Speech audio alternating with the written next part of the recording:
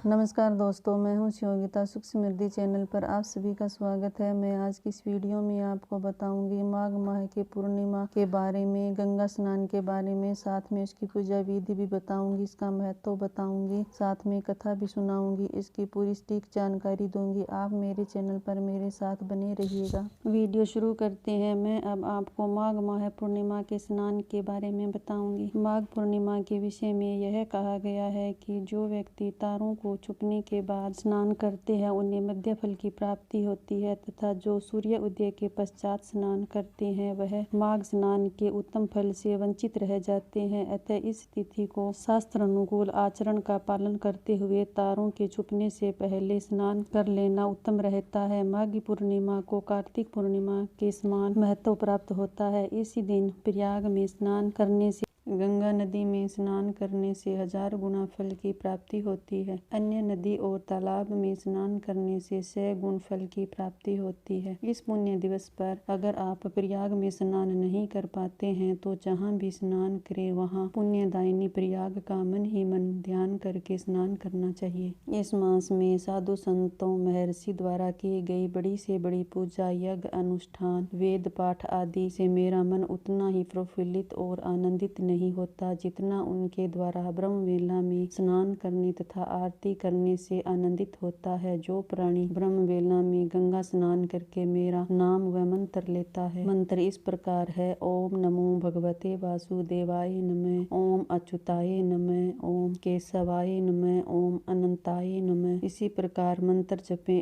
तथा गंगा जी की आरती पूजन करते हुए उन्हें निश्चित ही मेरा चैतन्य ब्रह्मा शांत तथा अद्भुत विराट स्वरूप के दर्शन होते हैं और अंत में मेरी अनुग्रह से मेरे परमात्मा स्वरूप को प्राप्त कर परमानंद में निमग्न हो जाते हैं। माघ मास की विशिष्टता का वर्णन करते हुए महामुनि वशिष्ठ ने श्री राम से कहा कि जिस प्रकार चंद्रमा को देखकर कमलिनी तथा सूर्य को देखकर कमल प्रस्फुटित और पल्लवित होता है, उसी प्रकार माघ मास में महर्षियों के सानिध्य से मानव बुद्धि प्रफुल्लित होती है, यानी प्राणी को आत्मज्ञान की प्राप्ति होती है। अब मैं आपको माघी पूर्णिमा व्रत विधि के बारे में बता रही हूँ। माघी पूर्णिमा को 1 मास का कल्पवास पूर्ण हो जाता है। इस दिन सत्यनारायण कथा और दान पुण्य को अति फलदायी माना गया है। भगवान सत्यनारायण की पूजा में केले के पत्ते, फल, पंचामृत, सुपारी, पान, तिल, मौली, रोली, कुमकुम का उपयोग किया जाता है। सत्यनारायण की पूजा के लिए दूध, शहद, केला, गंगा जल, तुलसी का पत्ता, मेवा मिलाकर पंचामृत तैयार किया जाता है। इसके साथ ही आटे को भूनकर उसमें चीनी मिलाकर चूरमे का प्रसाद बनाया जाता है और इसका भोग सत्यनारायण भगवान को लगाया जाता है। सत्यनारायण की कथा के बाद उनका पूजन होता है। इसके बाद देवी लक्ष्मी, महादेव और ब्रह्मा जी की आरती की जाती है और चरणामृत लेकर प्रसाद सभी को दिया जाता है।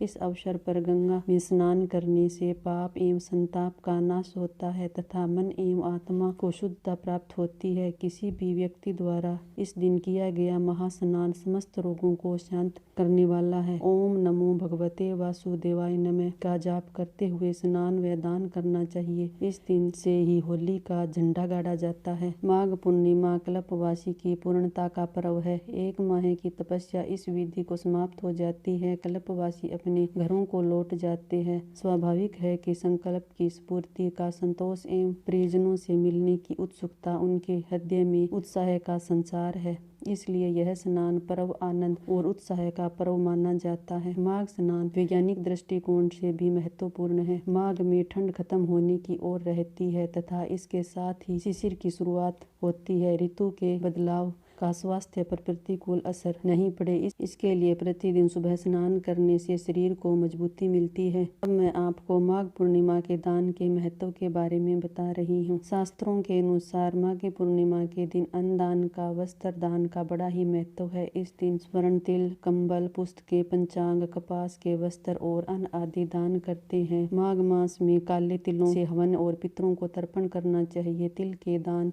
का इस माह में विशेष महत्व माना गया है कि माघ मास की पूर्णिमा में जो व्यक्ति ब्राह्मण को दान करता है उसे ब्रह्मलोक की प्राप्ति होती है। यह त्योहार बहुत ही पवित्र त्योहार माना जाता है। इस तिथि को गंगा स्नान के पश्चात भगवान विष्णु की पूजा करें, श्री हरि की पूजा के पश्चात यथासंभव अन्न दान करें अथवा भूखों को पेट भर भोजन कराएं, गरीबों को भोजन, वस्त्र, गुड़, कपास, घी, फल, अन्न आदि दान करने से पुण्य फल की प्राप्ति होती है। ब्राह्मणों एवं पुरोहितों को यथासंभव श्रद्धा पूर्वक दान दे और उनका आशीर्वाद ले। इसके बाद आप सम्य भोजन करें। हिंदू धर्म में माघ पूर्णिमा तिथि का विशेष महत्व है। माघ पूर्णिमा के दिन चंद्रमा अपनी संपूर्ण सभी कलाओं से भरा होता है और यही वजह है कि इस दिन चांद की पूजा करना बेहद लाभकारी होता है। जो भी माघ पूर्णिमा के दिन चांद की पूजा करता है उसके जीवन में सुख समृद्धि और वैभव बना रहता है। पौराणिक कथा के अनुसार माघ पूर्णिमा के दिन गरीबों को भोजन कराने से भी पुण्य फल की प्राप्ति होती है। इस दिन किसी पवित्र नदी में स्नान करने के बाद दान पुण्य करना बेहद महत्वपूर्ण होता है। ऐसा करने से व्यक्ति के सभी पाप मिट जाते हैं। अब मैं आपको कथा सुना रही हूँ। पौराणिक कथा के अनुसार एक नगर में एक ब्राह्मण रहता था। ब्राह्मण की कोई संतान नहीं थी और वह